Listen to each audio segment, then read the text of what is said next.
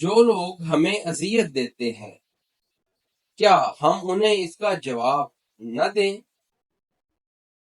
واصف علی واصف رحمۃ اللہ علیہ سے جب یہ سوال کیا گیا تو انہوں نے جواب دیا، اس کا آسان طریقہ یہ ہے کہ آپ صدق دل سے اور محبت سے ان کے حق میں دعا کرو کہ یا اللہ ان پر رحم کر اور اپنا فضل کر۔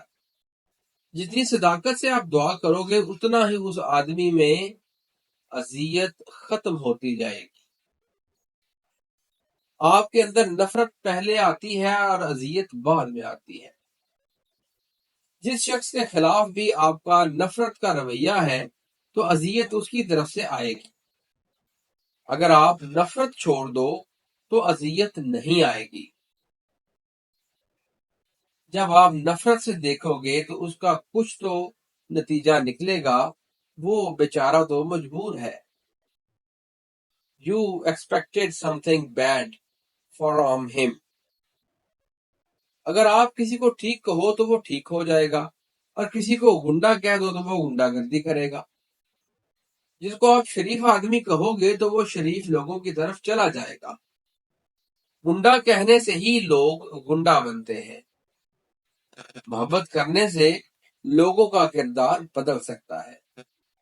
محبت ایک ایسی چیز ہے جو لوگوں کو بدل دیتی ہے اور عوام کا رخ بدل دیتی ہے۔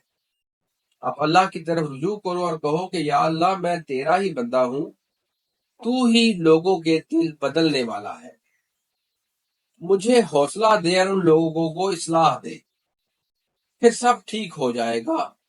ورنہ کہتے یہ ہیں کہ لوگوں سے لڑنے والا لوگوں سے نہیں لڑ رہا ہوتا بلکہ اپنے آپ سے لڑ رہا ہوتا ہے۔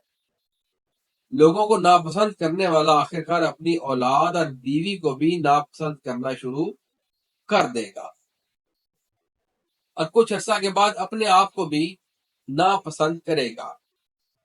When you hate people, then you start hating your children and your family and finally hate yourself۔ لوگوں کو مارنے والا اپنے بچوں کو مارے گا اور الٹیمیٹلی خود سوئیسائڈ یعنی خودکشی کرے گا۔ پہلے آپ لوگوں سے ہیٹ کرنا شروع کرتے ہیں، پھر بچوں کی باری آتی ہے اور آپ ان سے نفرت کرنے لگ جاتے ہیں۔ پھر یہ بچے اپنی منزلوں کو نکل جائیں گے اور الٹیمیٹلی آپ اکیلے رہ جائیں گے۔ پھر آپ کی تنہائیاں ہوں گی اور آپ ہوں گے، اور اس طرح آپ اپنے آپ کو ختم کر دیں گے۔ اس لیے یہ خوف کرنے کا مقام ہے اور آپ اس مقام کا خیال رکھا کرو، ورنہ تو اپنے آپ سے نفرت کرنے لگ جاؤ گے۔ آپ دعا کیا کرو کہ اللہ تعالیٰ ان لوگوں پر رحم فرمائے جن کی برائیوں پر آپ نظر رکھتے ہیں۔